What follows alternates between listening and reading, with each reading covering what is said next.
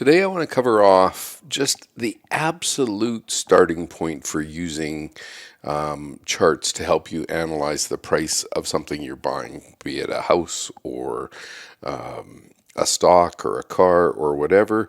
When we use charts, we can put it into context of where the price is relative to history. And as I record this in 2022, housing is more expensive than it has been. So if we looked on a chart, the price would be in the top right-hand corner. So as time went by, the price has gone up into the top right-hand corner. So the price gets higher on the left scale, and on the bottom scale is time.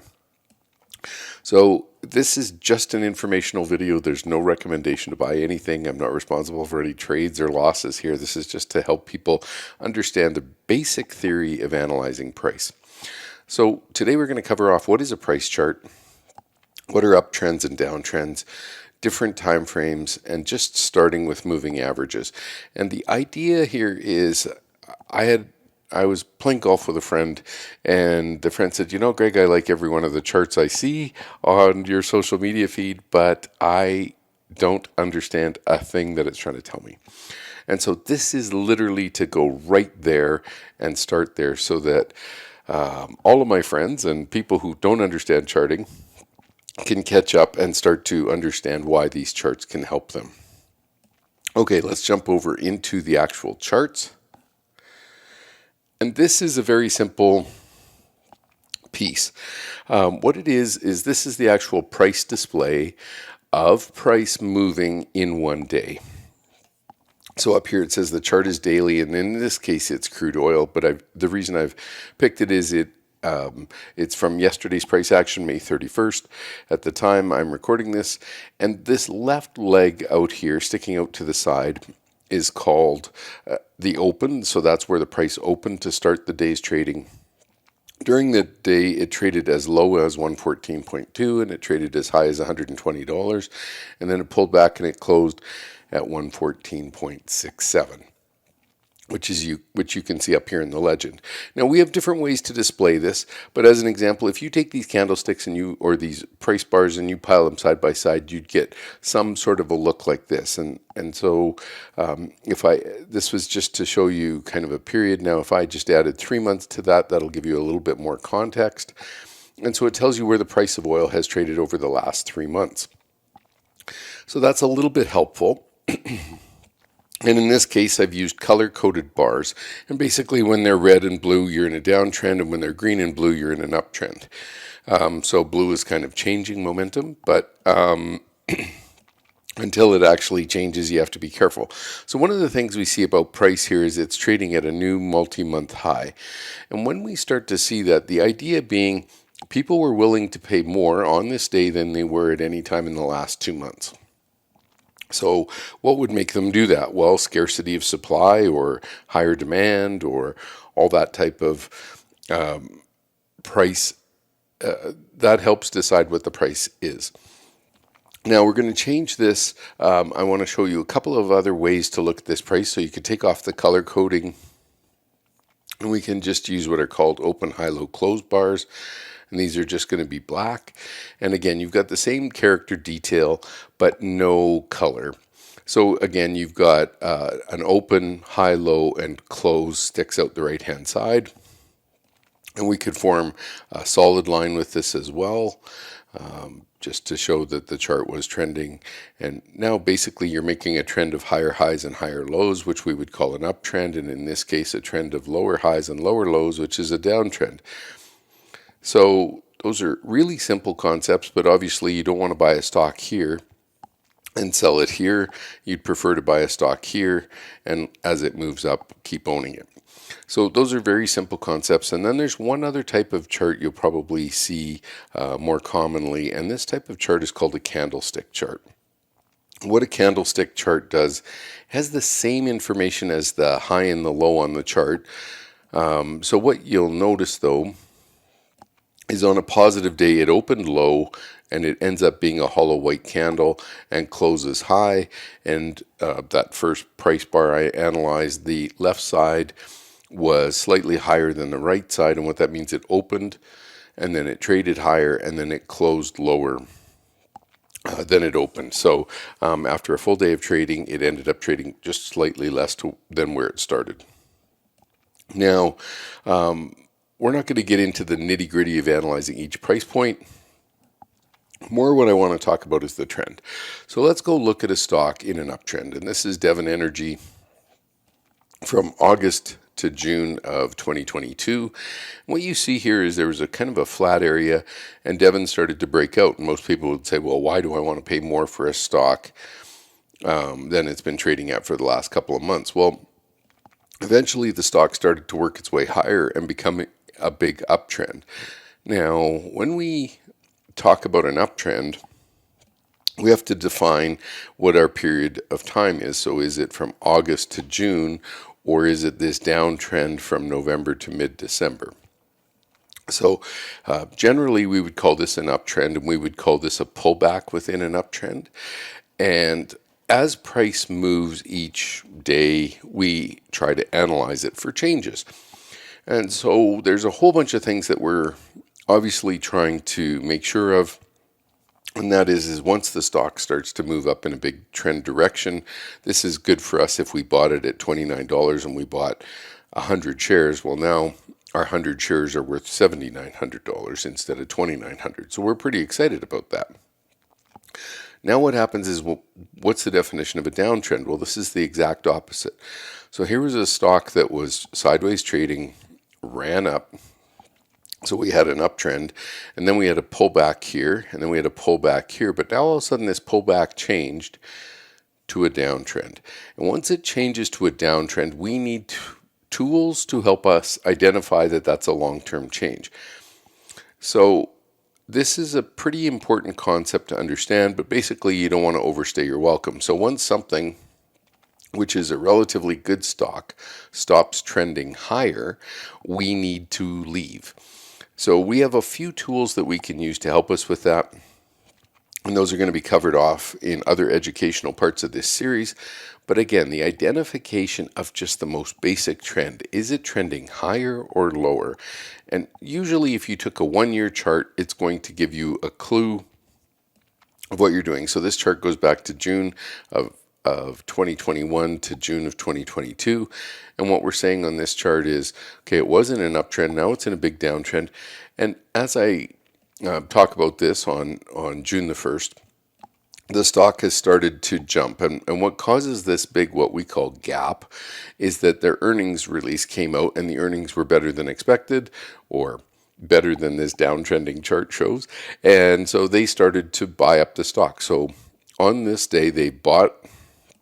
This was the close, $160. Well, they were willing to pay $177 when the stock started, and then it pulled back during the day already. And I'm recording this just an hour into the morning trade, and it's run all the way up to $184, and then it's pulled back. And at the top of the chart up here, we have all of that data written out. So the open, the high, the low, and the close. And when we have all of that information, you can see that each day the chart might gap up or down. But what's more important is this big trend. So again, you're still in a big downtrend, even though the stock is $20 higher than it was the day before. And I know that sounds pretty odd. So then we have things to look at on the chart. So one of the things that happened was, when this uptrend broke, the stock gapped lower and then plunged. And then it consolidated for a while, and then it broke lower. And then it consolidated, and then it broke lower. And then it consolidated, tried to rally, failed, gapped lower, kept going. Now it's gapping higher. So is this new gap higher? Is this a big change or not? And you can see back over here, we had a gap up and a gap up. But on this way down, we haven't had many gaps up. So it is the potential for a change. And so it makes us want to understand more about that. Okay, so now I'm going to change from the daily time frame. And what we mean by daily time frame is that each one of these bars represents 1 day of trading. Well, if I took 5 days, so if I just, select 5 days of trading here, and show that to you. What would happen is if we have a weekly price action, it's going to show me one bar that will show me the open, and this would be the high, and this would be the close, and it would represent all that together. Now, this is over a weekend, so I'm just going to show you, I'll call it 8 days of trading, and the idea being, okay, this was the prior close of the prior week, and then what happened on the Monday, so the date gap here shows the weekend. So we had an open here, then we traded all the way down to here, then we traded all the way up to Friday's close, and so the price action was here, down to a low, so down to a low, up to a high, and then that would create a weekly price bar. So when we change the chart to weekly, you'll see that same phenomena. And the idea that what we're trying to show here is that the price can be displayed for different time frames with the same sort of tool, a price bar. Okay, so now that we've made that clear, let's talk about a few different things that we can analyze. So here's a weekly chart of Devon Energy, and this goes back 5 years. So what you can see here is the stock was kind of grinding sideways. Sounds like no big deal, but it was for a year. Price moved from $24 to $37. So if you bought it on the low and sold it on the high, you made 50%. However, the problem with that is it all washed away in about a month, and then it all came back and then really washed away. So we need to be aware of a bigger trend going on, and one of the principles that we use in price is that the larger time frame controls the direction of the stock, and the shorter time frames you're trading within the larger. So as an example, price was moving up here, but you were still in an overall downtrend. Price continued down, and then at this point you can generally just see a big downtrending angle here for 3 years, and at that point the chart started to change and we started to move into an uptrend. So as you develop as an investor, you'll start to learn how do we find these bottoming points and how do we learn about that. But today I'm just going to cover off the basics of price movement. So then once we see price moving in a direction, and it stays in a direction for a long period of time. So as long as we're comfortable understanding that direction, then we can work with it. So we can make decisions around how price is moving. And as an example, do you want to buy more stock here, or does that look like too far? But you could have said that back here, and it went all the way up from there. So all of this is an important context. Now, I've got a few different things I want to show you on the charting. But now I just want to go back to, so Devon Energy was in an uptrend on a daily chart, but on a weekly chart it was in a downtrend and then an uptrend. And now we're going to go back to Salesforce.com, which we had shown here. I'm just going to quickly flick it to 1 year, sorry. Daily chart, and time frame is just 1 year. And what we can see is the stock was in an uptrend and then started into a big downtrend. Okay, so for Devon Energy on this weekly chart, it's trending higher. For Salesforce.com, you can see this big downtrend.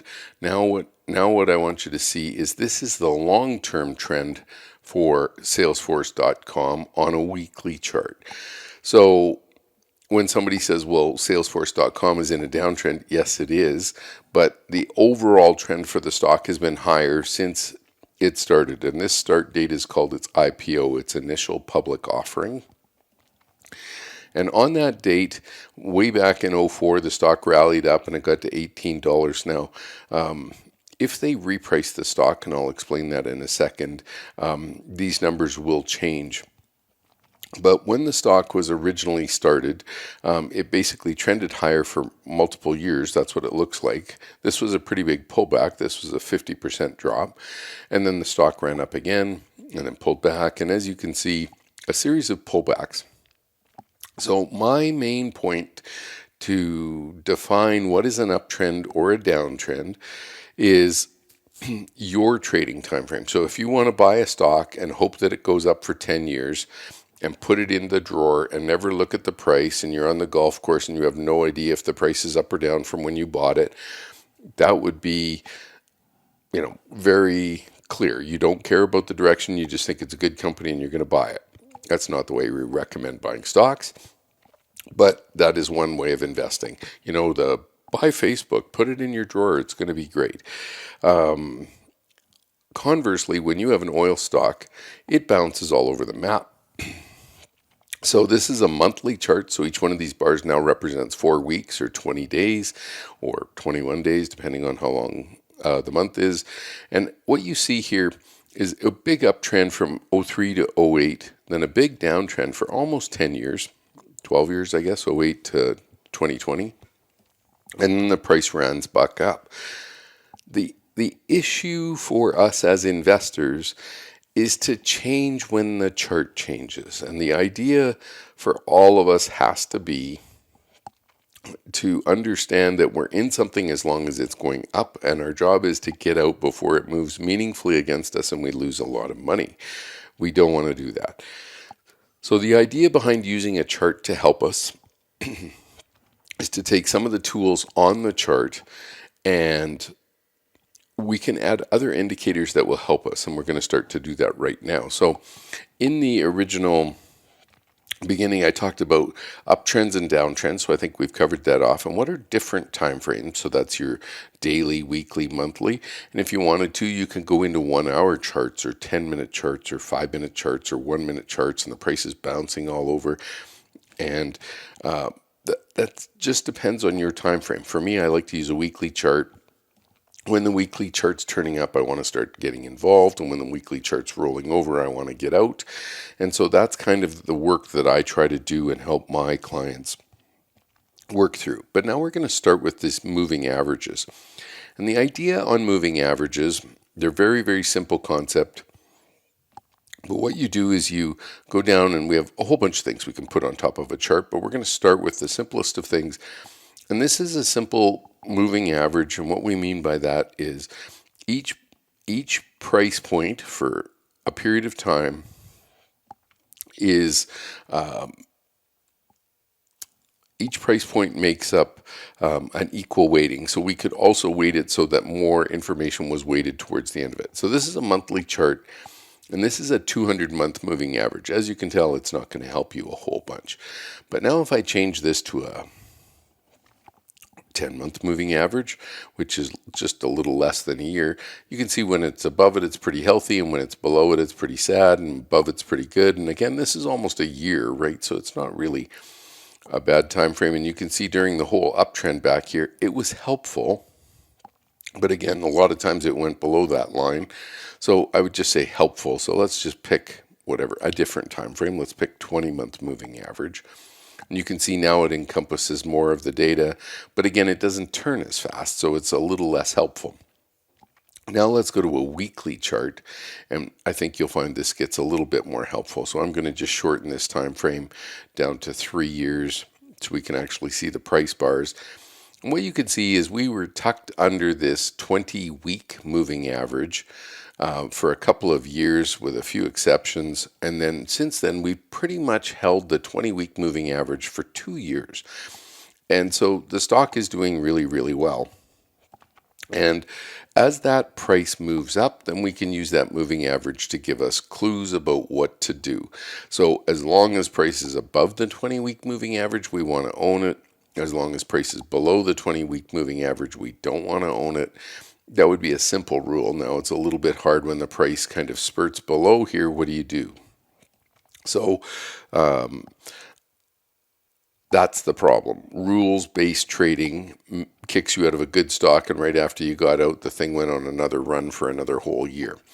But the idea being, in general, if you're with an uptrending stock and it's working, you want to continue to hold it, and then if the stock starts to roll over, then you want out. So now let's take that same period of time, right? So we had a 3-year period of time, and we had a simple moving average of 20 weeks.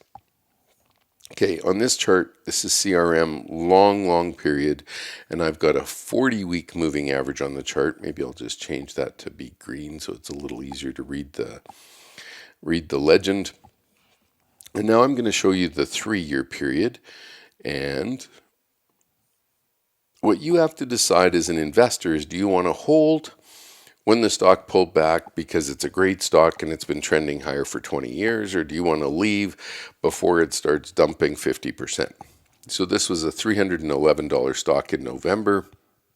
Now it's 155. That's exactly a 50% haircut. So what are you going to do? Are you going to buy it at a 50% off sale, or do you want to just wait and see if it gets stronger or if it gets cheaper? You're still in a downtrend, and I recognize the $20 up move. But what we want to know is, what would you do? And each person is different. So if you're a mutual fund for Fidelity, you might own 100 stocks and you might have 1% in each stock. And so if one of them rolls over a little bit, it doesn't matter. Now, what if your whole portfolio rolls over 50%? Are you going to be happy that you stayed in it? So those are the pricing decisions we make. But again, this stock's been falling for about 6 months. It's lost 50% of its value.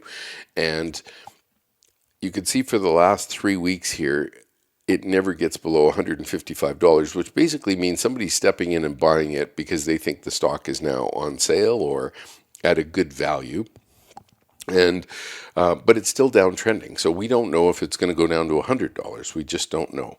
And the idea being, as stocks move, we want to try and change our expectations with them. And so we can use these tools of moving averages. So in this case, we've got a 40-week moving average. We're going to change this to a 20. I usually like to change the colors so that I'm talking about the same thing. So here's our blue 20-week moving average. And as we drop down, this is pointed down. So when your moving average is pointed down, it's not great. And really, when it gets back above the moving average, maybe you can show some interest to it. But do you really want to get caught up in this kind of whipping action down here? Or is that just your game? You like to buy stuff 50% off and hope eventually it turns higher. All of that's a strategy, just some are better than others. So with the moving average, that can help us briefly. Now I've got another chart here. I don't think it's that one. I'm looking for one, this one. And no. Sorry. What I want to show on here is you can use different moving average. So I've got a green moving average for Devon Energy, 200 days. Now I'm going to just turn on the 150-day moving average. And as you can see, the moving average is a little closer to the price action. And then we can go with a 100-period moving average.